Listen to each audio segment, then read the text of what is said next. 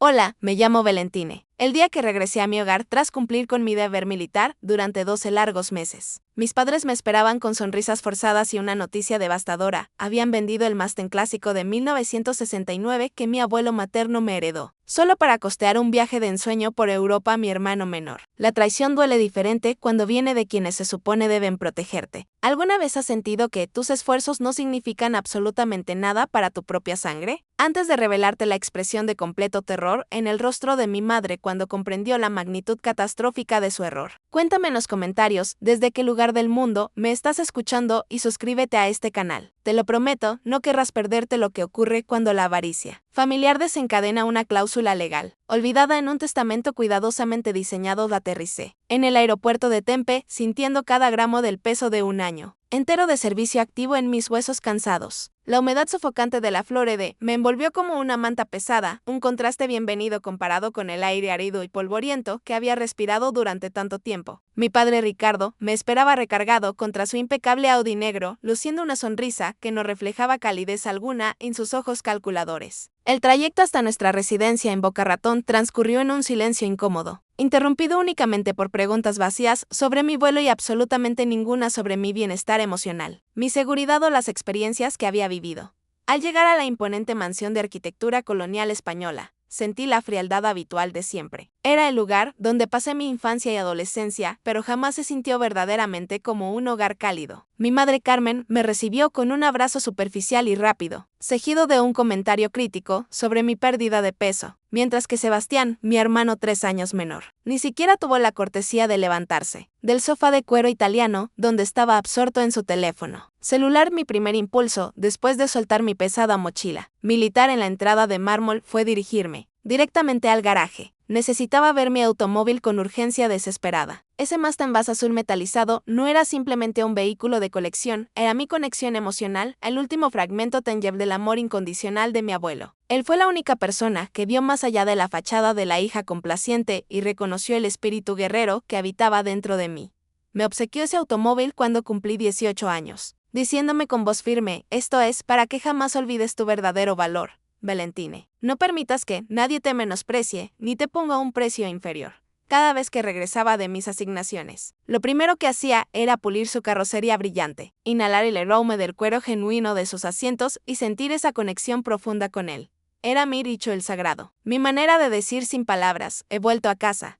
Caminé por el extenso pasillo de mármol italiano pulido, mis botas militares produciendo un sonido sordo que parecía completamente fuera de lugar en medio de tanto lujo silencioso y ostentoso. Mi madre me seguía de cerca, sus tacones de diseñador haciendo un clic-clac rítmico y constante sobre el piso impecable. Una sensación extraña de aprensión se apoderó de cada fibra de mi ser. Conocía perfectamente bien esa forma particular de caminar. Era la que adoptaba cuando estaba a punto de comunicar una noticia que sabía me destrozaría, pero que a ella le producía una satisfacción retorcida y perversa. Abrí la puerta doble del garaje triple, esperando ver el reflejo brillante de las luces LED sobre el cromo reluciente del parachoques frontal, pero no había absolutamente nada ahí. El enorme espacio para 3 vehículos estaba ocupado únicamente por el Audi deportivo de mi padre y el Range Rover blanco de mi madre. El lugar exacto, donde mi Mustang debería haber estado descansando, se encontraba dolorosamente vacío como una herida abierta. Un silencio denso y pesado llenó el ambiente. Únicamente se escuchaba el zumbido constante del motor del refrigerador de vinos de lujo que mi padre había mandado instalar el año anterior.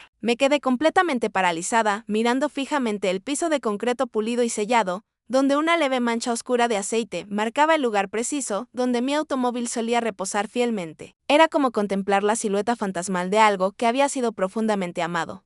Mi madre se apoyó casualmente en el marco de la puerta, cruzó los brazos sobre su pecho y sonrió con superioridad. No era una sonrisa maternal ni comprensiva, era una sonrisa de control absoluto, de poder ejercido sin remordimientos. ¿Lo estás buscando, verdad, cariño?, preguntó con una voz que tenía un tono ligero y casi burlón que me heló la sangre. No conseguía articular palabra alguna. Mi garganta se sentía cerrada por completo, y un frío profundo, que no tenía nada que ver con el potente aire acondicionado, comenzó a trepar lentamente por mi columna vertebral. Ay, Valentine, siempre tan melodramática y exagerada, continuó mi madre, interpretando mi silencio atónito como una ofensa personal. Tuvimos que deshacernos de él.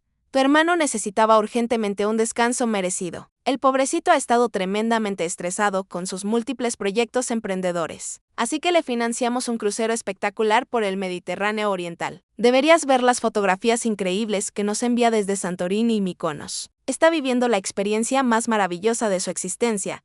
Y todo esto fue posible gracias a la venta de tu viejo automóvil. Él también se merece disfrutar de la vida.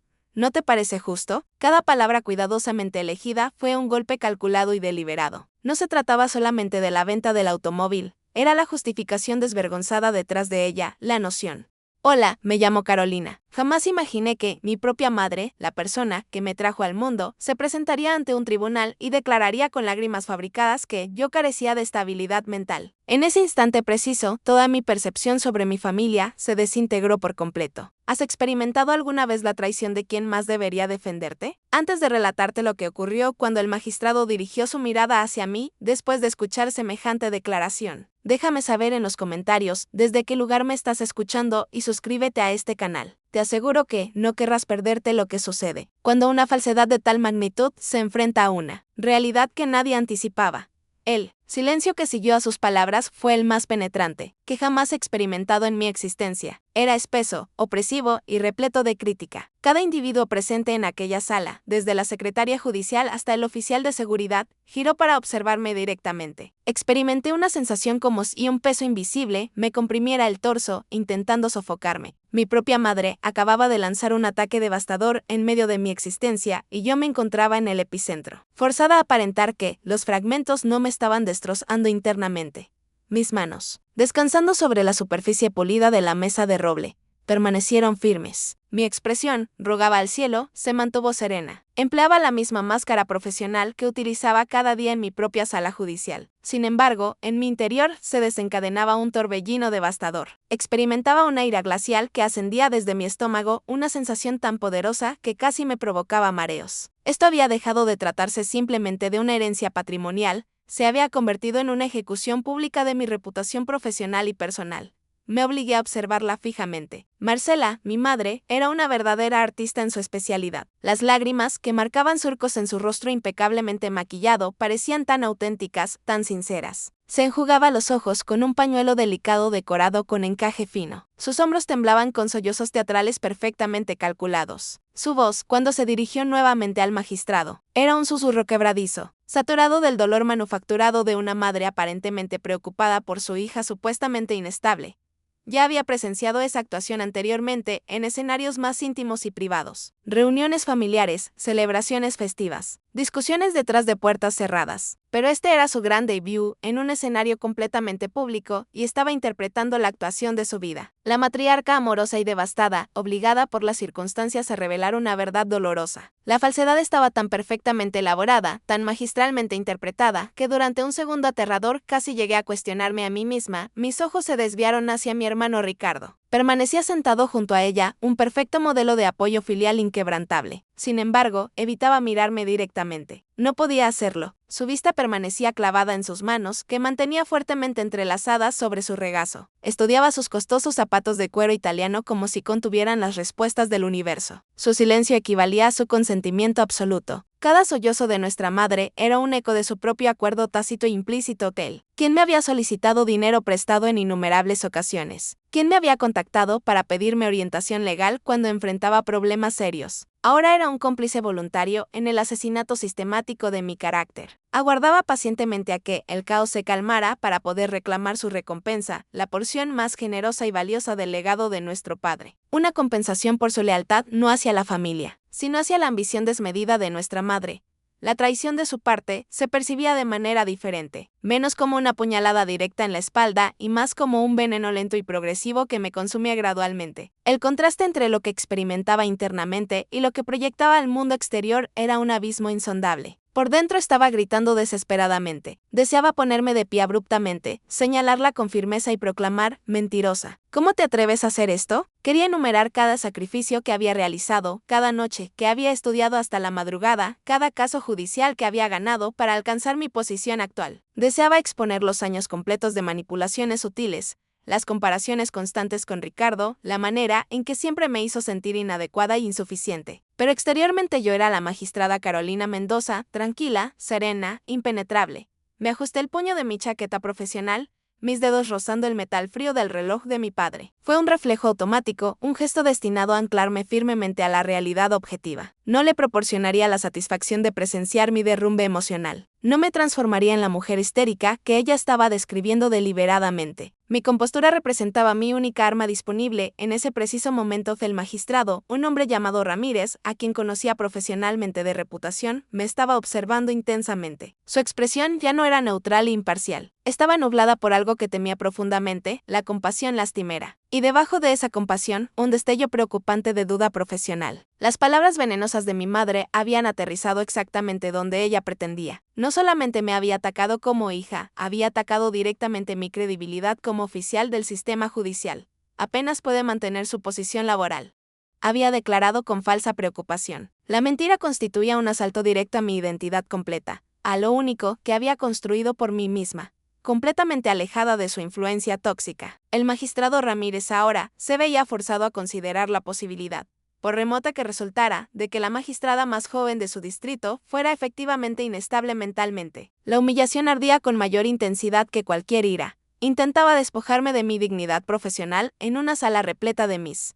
La residencia en el vecindario exclusivo, los veranos en destinos lujosos, la manera casual en que mi madre y mi hermano discutían transacciones multimillonarias durante las cenas familiares. Pero para mi padre, esa riqueza acumulada era una herramienta práctica, un medio para proporcionar seguridad sólida y oportunidades valiosas. Para mi madre, representaba un arma de control y una tarjeta de puntuación social, al declararme mentalmente inestable ante el tribunal. Ella argumentaba estratégicamente que no se me podía confiar responsablemente su legado patrimonial. Deseaba controlar absolutamente todo, ejercer el poder absoluto que conllevaba, y asegurarse meticulosamente de que yo, la hija, que había desafiado audazmente sus expectativas limitadas al alcanzar el éxito por mis propios méritos auténticos, me quedara sin absolutamente nada, excepto una reputación permanentemente empañada. Justo cuando experimenté que mi control finalmente podría quebrarse irremediablemente. Sentí una presión suave pero decidida en mi brazo. Era mi abogado defensor, Alejandro, un amigo antiguo y leal de mi padre que me conocía desde que era una niña pequeña. No pronunció una sola palabra, ni siquiera me miró directamente. Mantuvo sus ojos firmemente fijos en el magistrado, su mano representando un ancla silenciosa pero poderosa en mi mengue. El gesto fue diminuto, casi imperceptible para cualquier otra persona presente en la sala, pero para mí lo significaba absolutamente todo.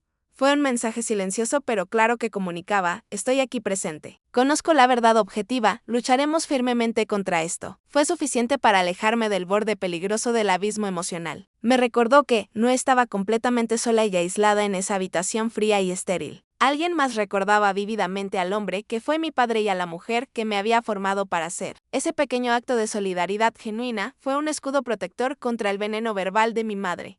En ese momento preciso, una extraña claridad mental me invadió completamente. No iba a llorar descontroladamente, no iba a gritar histéricamente, no iba a saltar impulsivamente en mi propia defensa inmediata y enumerar desesperadamente mis logros profesionales como una niña, suplicando aprobación materna. Eso era exactamente lo que ella deseaba provocar. Anhelaba una reacción emocional desmedida, un arrebato apasionado que demostrara su argumento falso. No se lo proporcionaría bajo ninguna circunstancia. Decidí estratégicamente dejar que sus palabras falsas flotaran libremente en el aire, que se agriaran visiblemente bajo las luces fluorescentes intensas de la sala del tribunal. Permitiría que construyera su escenario completo de mentiras elaboradas, ladrillo por ladrillo cuidadoso. Mi defensa no sería de naturaleza emocional, sería estrictamente factual, sería fría, dura y absolutamente innegable. Confiaría plenamente en el sistema judicial al que había dedicado completamente mi vida profesional, permitiría que la verdad objetiva realizara el trabajo necesario. Mi silencio deliberado se transformó en mi estrategia principal, una negativa silenciosa pero firme a participar activamente en su retorcida obra teatral manipuladora. El magistrado Ramírez se aclaró audiblemente la garganta. El sonido resonó poderosamente en el tenso silencio opresivo. Miró alternativamente del rostro dramáticamente surcado de lágrimas de mi madre al mío. Completamente impasible pude percibir claramente el conflicto interno en sus ojos profesionales, los engranajes mentales girando mientras sopesaba cuidadosamente el testimonio dramático de una madre contra la reputación profesional sólida de una colega judicial. Señorita Mendoza, expresó con la voz deliberadamente neutral y controlada. ¿Tiene alguna respuesta específica a este testimonio presentado? La sala completa contuvo colectivamente la respiración, esperando ansiosamente. Mi madre me miró fijamente, un destello inconfundible de malicia triunfante brillando en sus ojos calculadores. Pensó equivocadamente que me tenía completamente acorralada sin escapatoria. Sostuve firmemente la mirada del magistrado, la mantuve durante un instante prolongado.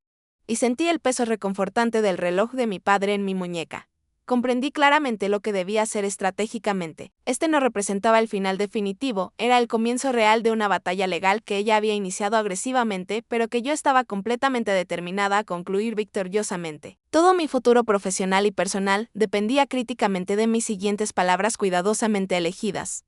Respiré profundamente. Una inhalación de aire controlado y frío que no logró calmar completamente el fuego intenso que ardía incesantemente por dentro. Con su permiso respetuoso, señoría, expresé firmemente, mi voz sonando considerablemente más firme de lo que me sentía internamente. No tengo una respuesta de carácter personal a ese testimonio específico en este momento presente. Hice una pausa deliberada, permitiendo que mis palabras resonaran claramente. Sin embargo, mi abogado defensor, el licenciado Moreno, procederá sistemáticamente con el contrainterrogatorio detallado, lo cual confío plenamente que aclarará cualquier duda razonable sobre mi capacidad profesional y mi carácter personal. No miré hacia mi madre deliberadamente. Mis ojos permanecieron firmemente fijos en el magistrado Ramírez, transmitiéndole un mensaje no verbal pero poderoso. Soy una profesional competente en su sala judicial y me comportaré estrictamente como tal. Confío completamente en el proceso establecido, en su proceso judicial, era una apuesta calculada, un acto de fe absoluta en el sistema al que había jurado solemnemente servir. El murmullo apenas perceptible en la sala era casi inaudible, pero lo experimenté como una vibración tangible en el suelo sólido. El abogado representante de mi madre, un individuo astuto con un traje excesivamente costoso, sonrió con suficiencia evidente, probablemente interpretando que mi ausencia de una respuesta emocional inmediata constituía una admisión implícita de culpabilidad o de shock paralizante. Mi madre, por otra parte, frunció visiblemente el ceño con confusión. Su guión cuidadosamente preparado no incluía esta posibilidad específica. Ella anticipaba lágrimas abundantes, gritos descontrolados, una escena dramática que validara completamente su diagnóstico fabricado de histeria femenina. Mi calma absoluta la desarmó completamente. Pude observar la confusión parpadeando rápidamente en sus ojos antes de que la máscara elaborada, de madre profundamente afligida, volviera a posicionarse en su lugar. Ricardo. Finalmente levantó la vista de sus zapatos elegantes, solamente Pi.